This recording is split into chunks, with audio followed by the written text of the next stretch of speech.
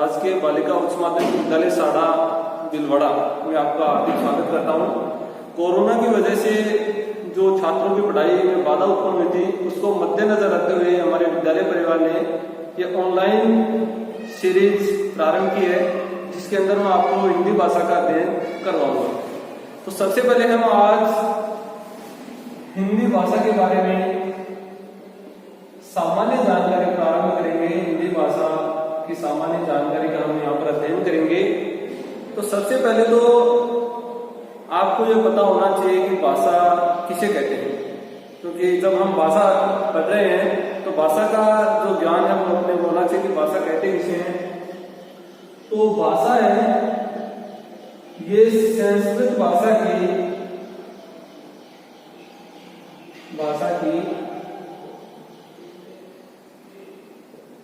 भाष धातु से बना है।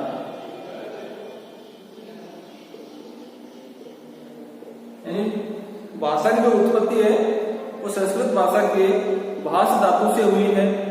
अब भाष धातु है, इस भाष धातु का अर्थ क्या होता है ये भी अपने को पता होना चाहिए कि भाष धातु का अर्थ क्या होता है। तो भाष धातु का अर्थ होता है प्रकट करना, प्रकट करना।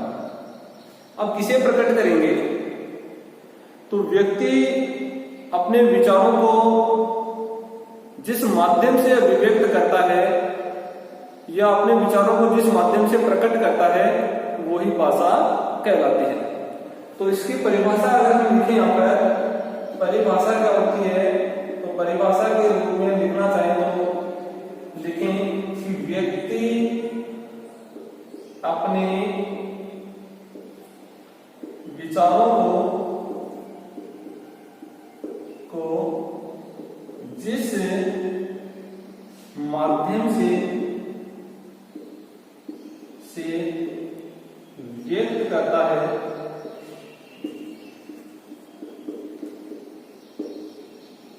भाषा कहलाती है।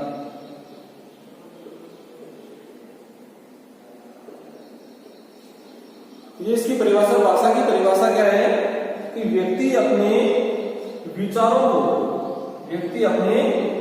को जिस माध्यम से व्यक्त करता है तो वो क्या कहलाती है? भाषा कहलाती है। तो हमने भाषा की उत्पत्ति के बारे में पढ़ लिया कि भाषा की उत्पत्ति है वो कहां से हुई है। भाषा की उत्पत्ति संस्कृत भाषा की भाष धातु से हुई है। संस्कृत भाषा की भाष धातु से हुई है। और भाष का अर्थ क्या होता है? भाष का अर्थ होता है प्रकट करना। किसे प्रकट करेंगे? व्यक्ति अपने विचारों को प्रकट करेगा और विचारों को किसी न किसी माध्यम से प्रकट करेगा, उसे ही हम क्या कहेंगे? भाषा कहेंगे। अब हमने भाषा की परिभाषा को देख लिया, भाषा की उत्पत्ति के बारे में हमने अध्ययन कर लिया। अब हम दो चीजों को यहाँ पर पढ़ेंगे, भाषा के माध्यम। पहला कौन सा है? भाषा का माध्यम।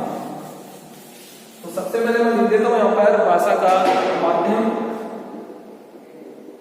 भाषा के माध्यम। अब हमने यहाँ पर लिखा था कि व्यक्ति अपने विचारों को प्रकट करता है और किसी न किसी माध्यम से करता है, तो उस माध्यम का भी हमें पता होना चाहिए कि किस माध्यम से करता है। तो भाषा के माध्यम है वो तीन होते हैं। यानी कहने का तात्पर्य ये हुआ कि व्यक्ति अपने विचारों या अपने भावों को सामने वाले व्यक्ति तक पहुंचाने के लिए तीन माध्यम का प्रयोग कर सकता है। यानी अपन को अपनी बात है वो सामने वाले व्यक्ति तक पहुंचानी है, और पहुंचाने के लिए हमें कितने माध्यम की आवश्यकता होती है? तीन माध्यम की आवश्यकता होती है, जिसमें पहला होता है मौखिक भाषा। नंबर दो होती है लिखित भाषा, और नंबर तीन होती है सांकेतिक भाषा।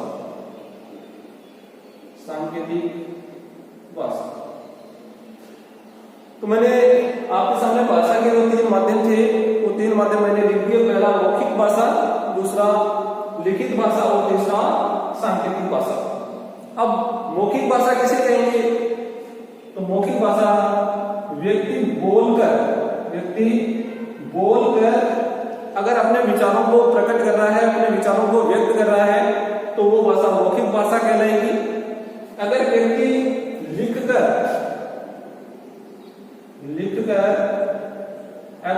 लिखकर अपने विचारों को प्रकट कर रहा है तो वो लिखित भाषा कहलाएगी। और अगर व्यक्ति संकेत के माध्यम से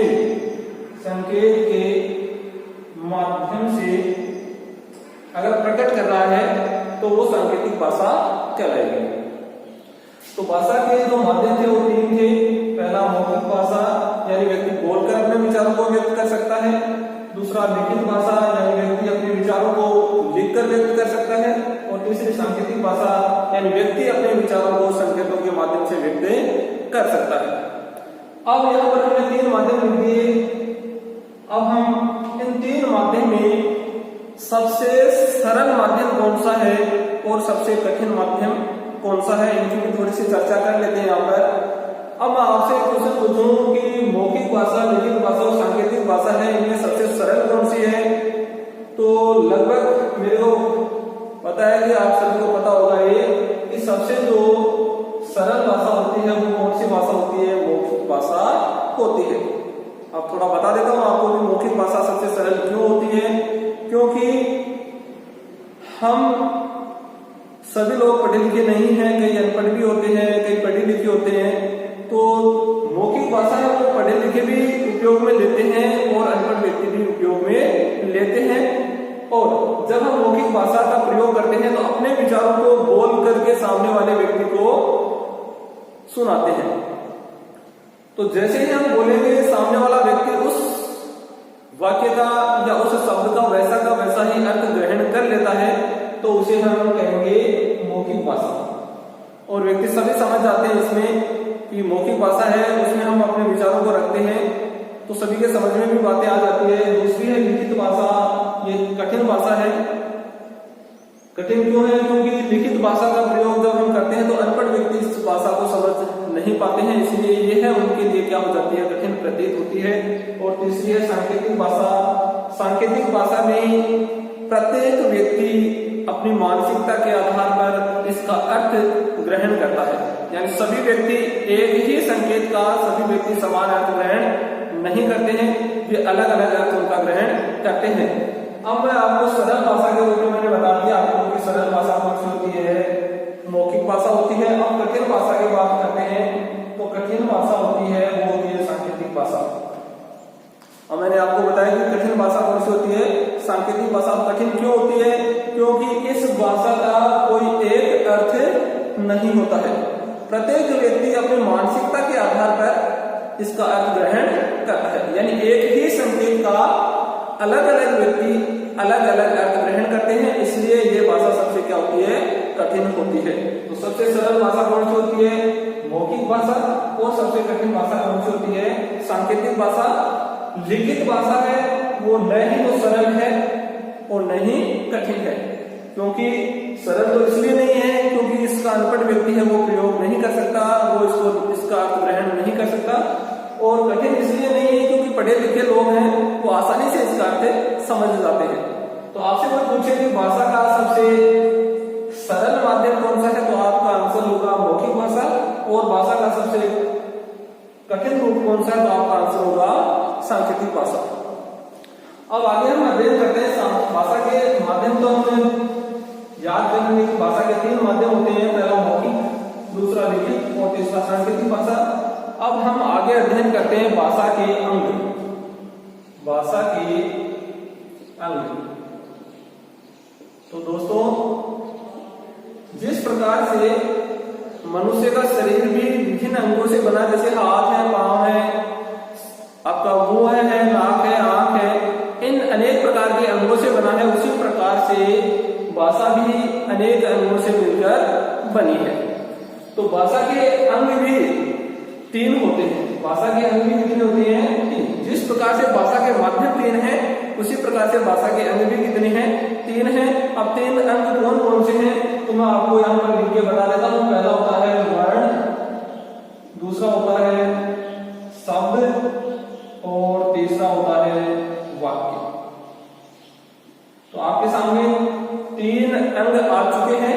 पहला कौन सा है? वर्ण है, दूसरा है शब्द और तीसरा है वाक्य। अब हम थोड़ी सी इनके बारे में चर्चा कर लेते हैं कि वर्ण क्या होता है। वर्ण, तो वर्ण किसे कहते हैं? भाषा की सबसे छोटी इकाई, भाषा की सबसे छोटी इकाई, भाषा की सबसे छोटी इकाई जिसका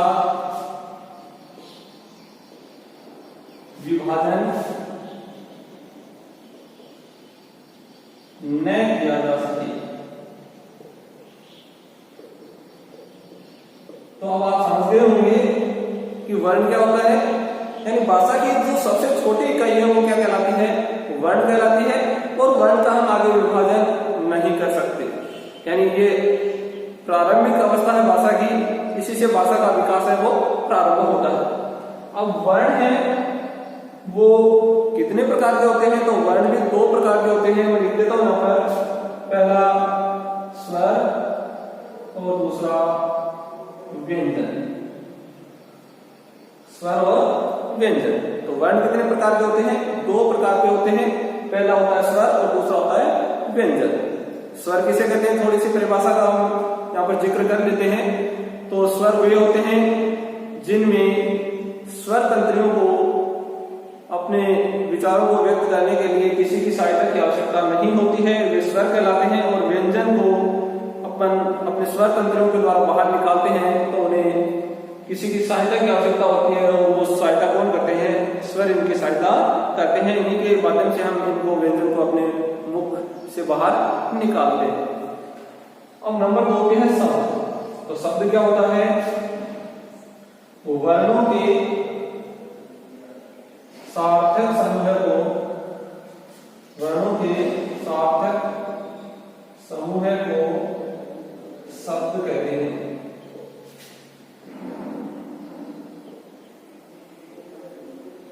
वर्णों के सार्थक समूह को वर्ण कहते हैं, शब्द कहते हैं।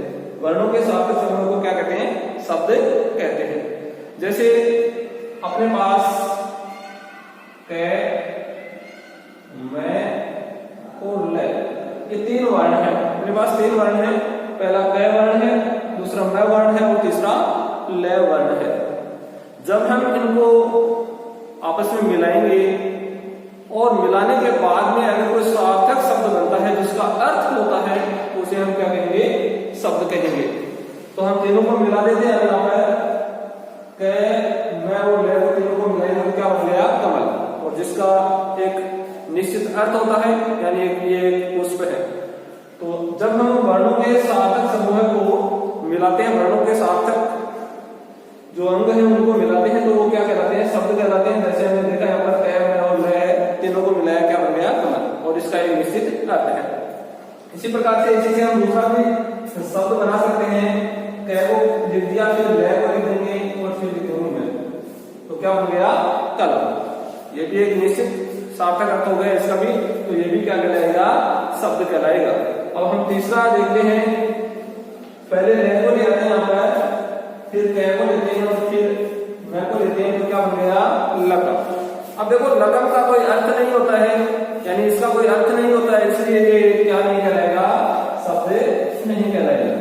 तो कहने का तात्पर्य ये है कि जब हम वर्णों को मिलाते हैं तो जो मिलकर सार्थक समूह बनता है उसका कोई ना कोई अर्थ होना चाहिए, तभी वो क्या कहलाएगा? शब्द कहलाएगा। अगर सार्थक अर्थ नहीं होगा तो वो शब्द नहीं कहलाएगा। अब नंबर 3 पे हम बात करते हैं वाक्य की। तो वाक्य क्या होता है? शब्दों के सार्थक समूह को, शब्दों के सार्थक समूह को वाक्य कहते हैं। यानी जब हम शब्दों को आपस में मिलाएंगे, शब्दों को आपस में जोड़ेंगे और जोड़ करके जब हम समूह बनाएंगे तो उसका कोई ना कोई अर्थ निकलना चाहिए, तभी वो क्या कहलाएगा? वाक्य कहलाएगा। तो कहने का तात्पर्य क्या हुआ कि शब्दों के सार्थक समूह को क्या कहेंगे? वाक्य कहेंगे। जैसे हम 3-4 शब्द लेते हैं और उनको आपस में जोड़ते हैं और जोड़कर देखते हैं कि क्या ये वाक्य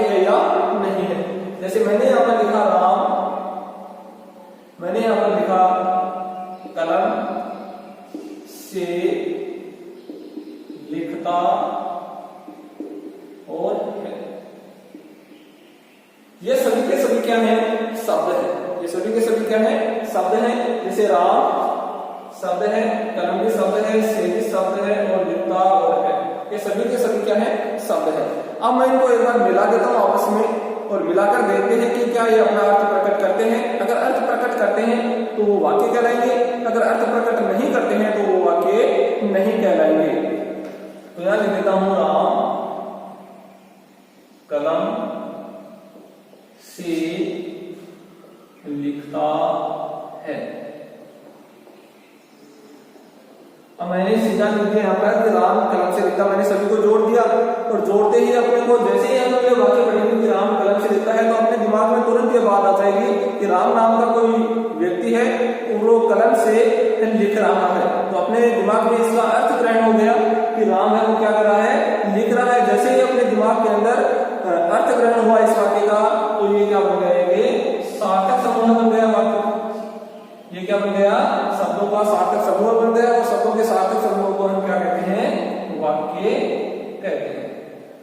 तो यहां पर हमें तीन चीजें बढ़ी है, पहला वर्ण, दूसरा शब्द और तीसरा वाक्य। तो वर्ण किसे कहते हैं? एक बार हम इनका दोहरान कर लेते हैं कि वर्ण किसे कहते हैं। तो भाषा की सबसे छोटी इकाई, भाषा की सबसे छोटी इकाई जिसका विभाजन संभव नहीं हो क्या कहलाती है? वर्ण कहलाती है। वर्ण के दो अंग हैं, यानी वर्ण है वो दो प्रकार के होते हैं, पहला स्वर और दूसरा व्यंजन।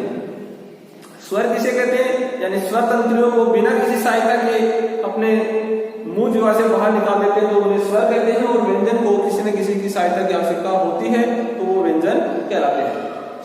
वर्ण का हम विस्तृत रूप से अध्ययन आगे वाली कक्षा में करेंगे, यानी वर्ण पूरा एक टॉपिक है जिसका हम विस्तृत रूप से आगे वाली कक्षा में अध्ययन करेंगे। तो यहाँ पर हम इसका सामान्य परिचय ज्ञात करते हैं। दूसरा कौन सा है? शब्द। शब्द किसे कहते हैं? तो वर्णों के सार्थक समूह को क्या कहते हैं? वर्ण कहते हैं। जब वर्णों को हम आपस में मिलाते हैं और मिलाकर के जो रचना होती है उसे हम क्या कहेंगे? शब्द कहेंगे। जैसे मैंने यहाँ पर आपको उदाहरण के द्वारा भी समझाया है कि कै, मैं और ल, ये तीनों वर्ण है, अलग अलग जब रहते हैं तो वर्ण है, और जब साथ मिल जाते हैं तो वो क्या बन जाते हैं? शब्द बन जाते हैं। जैसे कमल और कलम, ठीक है, कमल और कलम। लेकिन हमने एक तीसरा भी शब्द बनाया है लखन, जिसका कोई अर्थ नहीं है, इसलिए ये सार्थक समूह नहीं हुआ, और सार्थक समूह नहीं हुआ तो हम इसे क्या नहीं कह सकते? शब्द नहीं कह सकते। तीसरा है वाक्य।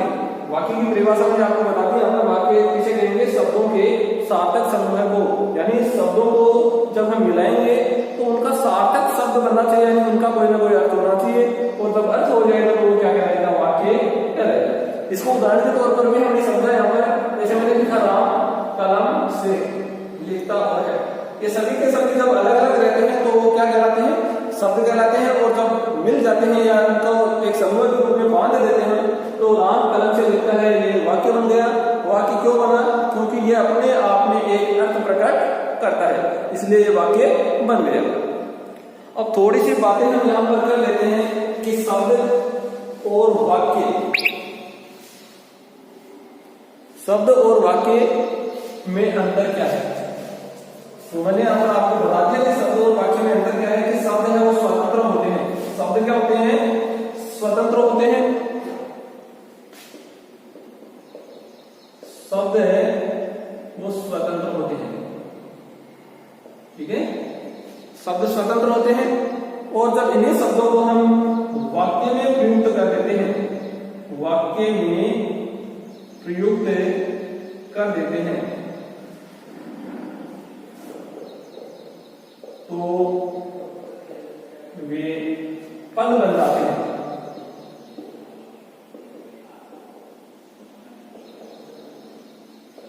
तो थोड़ा सा यहां पर आप देखना कि शब्दों को हमने मिलाया, शब्दों के सार्थक समूह बनाया हमने, और शब्दों के सार्थक समूह को हमने क्या कहा था? वाक्य कहा था।